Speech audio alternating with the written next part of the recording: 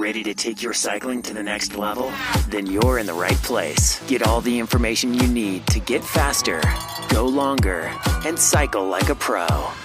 This is Cycling Training Tips with David Heatley. Today I'm talking to Christie. Now, she's come onto our members area and she's been working through the content. Tell us about how you've been going through that. My average speed on the flat has gone up by 4 or 5 k's an hour. That's huge. Yeah, it's pretty huge. Yeah. So awesome. It's a difference from, going out with a friend of mine who I ride with and just being able to sit on his wheel to being able to ride beside him and have a conversation at a couple of k's an hour faster. Pretty happy. Now, you've got a local hill in your area as well. Tell me about that, because that's your test, isn't it? You go up this hill and you time it. So what's been happening there? Riding last year was just going out for rides, and I was being pretty good because I was riding quite a few times a week, and I lived at the top of Bobbin Head, and so I'd go and ride that, but I really couldn't get up that hill. Like, my time was never dropping. So even though I was riding a lot, and even though I knew the hill inside and out, I couldn't really get up it much quicker. Yeah. And then this year I've moved away from that hill. I've gone back to it a couple of times, and I've seen quite a change. So there's another hill in the area, which is a 4K climb, and it was taking me 30 minutes and 11 seconds, or 30 minutes and 10 seconds. And then after I worked on my spinning, so June, the 1st of June, I could get up in 27 minutes, 14 seconds. Right. So that was when I'd started working on my spinning. And then last week I did it, so I'm 1 week into the hill climber course, and all I've been doing is working on my spinning, and I did it in 23 minutes and 17 seconds. So what's that, 6 minutes and 45 seconds off of a 30-minute time on a hill? It's just huge. It's like massive. So yeah. It's exciting, isn't it? And how are you finding the structure of the programs? Because now you're on a structured program. It's a lot better. Like, it's actually really good, because I know before I was just kind of going out and bludgeoning myself and then sleeping, and now I know I can just like go to the velodrome and do a session, or get on my trainer and do a session, and then next time I go to my hill, I'm gonna be 30 seconds quicker up it, or I'm gonna be a minute quicker up it, and that's really cool. You ride for an hour and you're faster up a hill, versus you ride for 3 hours, you want to cry and you hate your bike, and your time doesn't change. Which is last year. Yeah. Last year. Look, I know how frustrating it is. We get a lot of people in your situation, they've been out there riding and, thinking that they're doing the right thing and they're training and stuff and they're going out with their mates. But until we get them onto a focused structured program, it's not until that happens that they start getting results. And your story is no dissimilar to lots and lots of people that I've worked with. So, it's fantastic to hear that happening for you. I think the biggest thing is, like, riding with my friends, and they're just so far above me. Before, I just thought, like, there's just no way I'm ever going to be that fast. But now I can look at it and go, well, if I keep chipping away at what I'm doing, then it makes sense that my time's going to keep decreasing. Yeah. And so now I can actually see how to get to where they are. Because before it was just go, spend a lot of time on my bike, but nothing was really changing. So it's cool to see a light at the end of the tunnel and I kind of know exactly what I need to do to become that rider now. Whereas before, I just thought I'm never actually going to be that, the kind of person that can sit on the start line to a big event and actually have a chance of completing it. Yeah. So it's giving you hope. Yeah, so yeah, hope. And it's giving you confidence. Hope and confidence. And because you've got a progression that you're working towards, it's making it. It's giving what you're doing more purpose. Yeah, it makes it a lot easier to suffer through like a hard interval or whatever it needs to be. Whereas before, kind of ride up a hill and you knew that the next time you rode up the hill it was going to be just as hard. Yeah. And that's quite demoralising. So, it's been a real big shift for you going from just going out training with your friends to getting onto a structured training program and moving forward on it.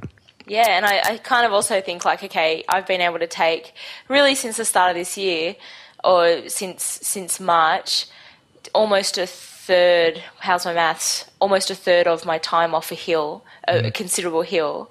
So imagine if I actually followed it to the letter. Yeah, yeah. which I'm not doing. Which, because you're only really doing, 80% of it at the moment, are you? Not even. Not even. So, I mean, because probably my volume hasn't been there while I've been working on my cadence.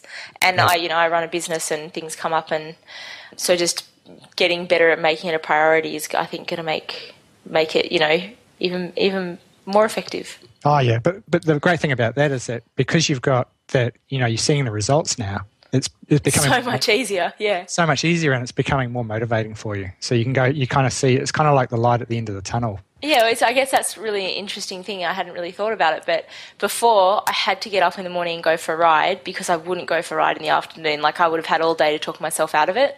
Whereas now I'm like, I really want to go and do that ergo tonight because I know that that's going to help me. It's actually worth doing. It's not just... Yep. I'm not doing it for the sake of doing it anymore. Yeah, fantastic. Now, it's not just about training programs and stuff, is it, in the members area? You've been chatting on the forum too, stirring up things.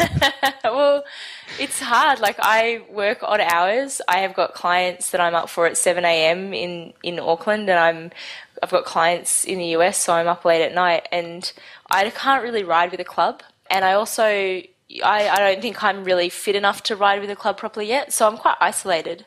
Yeah. So it's actually really cool. Like, I really want to go down and do the 3 peaks, and I've certainly entered. But it's cool to know that there might be people that I'm going to be talking with for the next 6 months that I'll get to actually meet, and I won't be alone on the start line. That's really quite cool. So that's why I'm winding everyone up, because I don't want to be alone on the day. Stirring up the pot on the forum and someone has to. Well, yeah, and I mean, it's great because it's in the forum we do have a virtual team building up for the Peaks Challenge Falls Creek, which is what they've renamed it to, the 3 Peaks event, and it's great seeing that starting to evolve within the membership. People are talking about rides, they're talking about accommodation, they're talking about the actual event itself, they're talking about riding together.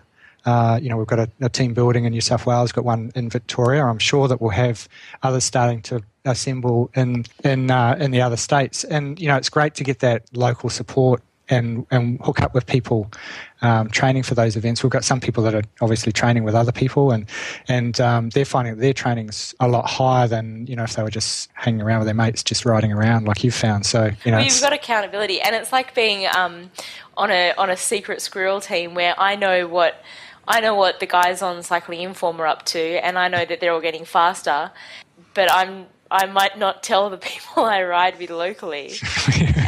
And it's nice to just kind of be better, and they're like, whoa, it must be those C24s she bought. Yeah, that's it. Shimano C24 Dura-Ace wheels.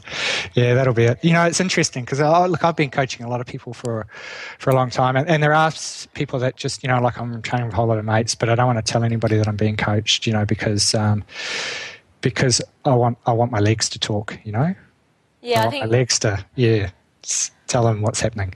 And it's better just for people to go, holy cow, she's moving really quick, rather than just talk up how great you're going to be one day and then not actually deliver. So I think that's the thing, when people know that they're actually getting results, they don't feel like they need to talk it up quite so much, because their legs speak for them, don't they? Certainly do. But the other cool thing is that I think, as a girl, as a woman, there's a lot of ego in the physical clubs, and there's a lot of kind of, what grade are you in, and rah, rah, rah. Whereas the cool thing is everyone on the members area, whether they're these machines.